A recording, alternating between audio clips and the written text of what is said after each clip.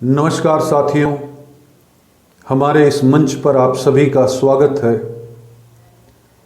आइए सुनते हैं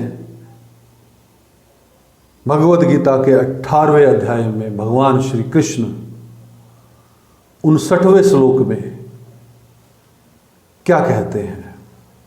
भगवान कहते हैं कि उसके समान मेरा अत्यंत प्रिय कार्य करने वाला मनुष्य में कोई भी नहीं है और इस भूमंडल पर उसके समान मेरा दूसरा कोई प्रियतर होगा भी नहीं, जो पराभक्ति करते हुए भगवद गीता का गुप्त ज्ञान भगवान के भक्तों तक पहुंचाएगा। श्लोक 70। जो मनुष्य हम दोनों के इस धर्म में संवाद का अध्ययन करेगा, उसके द्वारा भी मैं ज्ञान यज्ञ से पूजित हो जाऊंगा, ऐसा मेरा मत है। भगवान यहाँ पर कहते हैं कि जो भी भगवद गीता का अध्ययन करेगा, उसमें भी मैं ज्ञान यज्ञ से पूजित होऊंगा। कि ज्ञान यज्ञ से करके जो पूजा की जाती है, अगर भगवद गीता का पाठ का कोई अध्ययन करेगा, पाठ करेगा, उसको जानने का प्रयास करेगा, उसको डीपेस्ट जीने का प्रयास करेगा, तो ज्ञान यज्ञ का फल उसे प्राप्त होगा, ऐसा समझने की बात है। श्लोक 71।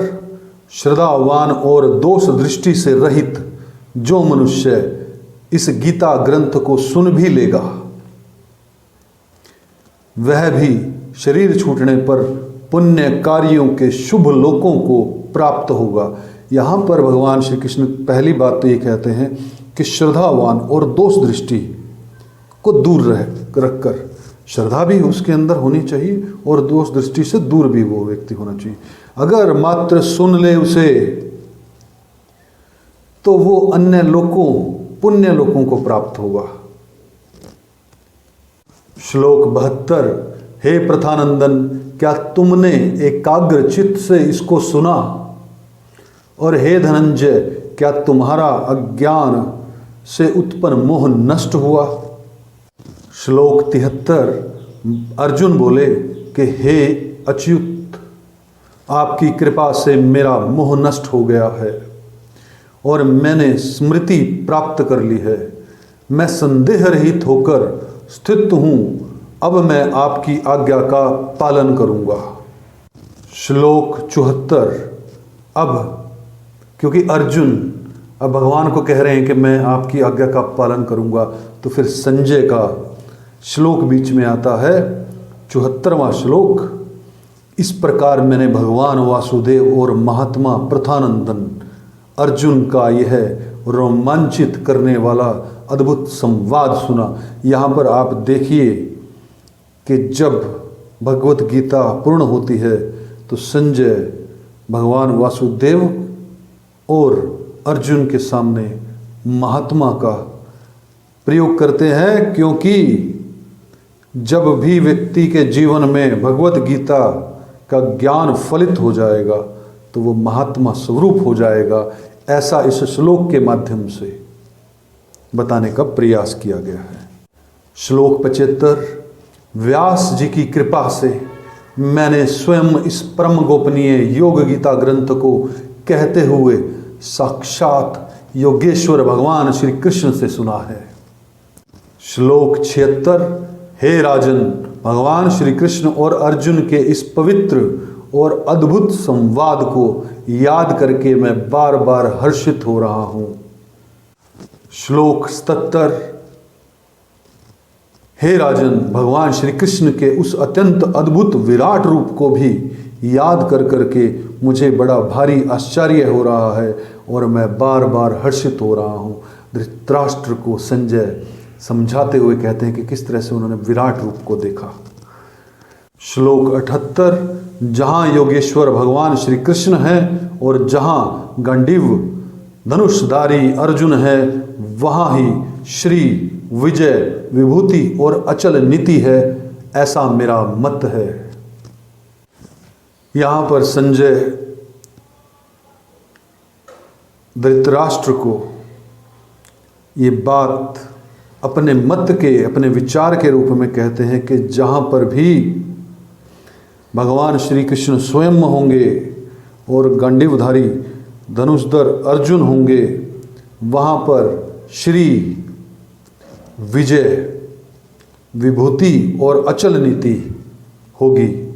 है, वे बात को कहते हैं कि है, वहाँ श्री है, विजय है, विभूति है, अचल है, नीति है, सब है वहाँ पर, ऐसा मत है। इस अद्भुत ग्रंथ को आप लोगों के बीच में रखकर मैं अत्यंत हर्षित हूँ। मैं अपने आप परम अनुभूति को अनुभव कर रहा हूँ। मैं इतना हर्षित हूँ कि इस समय और आने वाले समय में आप लोगों तक जो मैं समझाना चाह रहा था वो ज्ञान पहुँचा भगवान श्री कृष्ण का। और ये मैंने श्लोक टू श्लोक इसीलिए लिया कि संस्कृत से हिंदी के अंदर, क्योंकि संस्कृत बहुत लोगों की अब भाषा नहीं है, हिंदी मैक्सिमम लोगों की इस देश में भाषा है। तो भगवान श्री कृष्ण का जो वो अद्भुत ये ज्ञान है, ये स्वयं मुझ तक मेरे आत्म सात हो और आपके आत्म सात हो, यही मेरा इसको सुनाने का कारण है।